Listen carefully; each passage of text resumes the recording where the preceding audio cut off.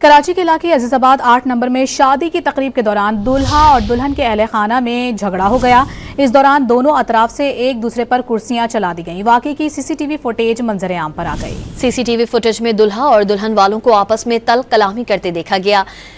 झगड़ा शिद्दत इख्तियार करने पर दोनों पार्टियों ने एक दूसरे पर कुर्सियों से हमला कर दिया। हॉल इंतजामिया की जानिब से इलाकाई पुलिस को तलब किया गया।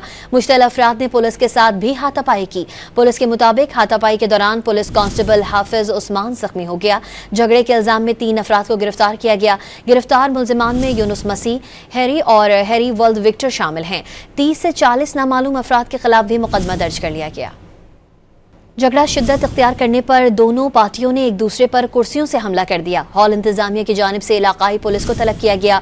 मुश्तल अफराद ने पुलिस के साथ भी हाथापाई की। पुलिस के मुताबिक हाथापाई के दौरान पुलिस कांस्टेबल हाफिज उस्मान जख्मी हो गया। झगड़े के इल्जाम में 3 अफराद को गिरफ्तार किया गया। गिरफ्तार मुलजिमान में यूनुस मसीह, हैरी और हैरी वर्ल्ड विक्टर शामिल हैं। 30 से 40 नामालूम अफराद के खिलाफ भी मुकदमा दर्ज कर लिया गया।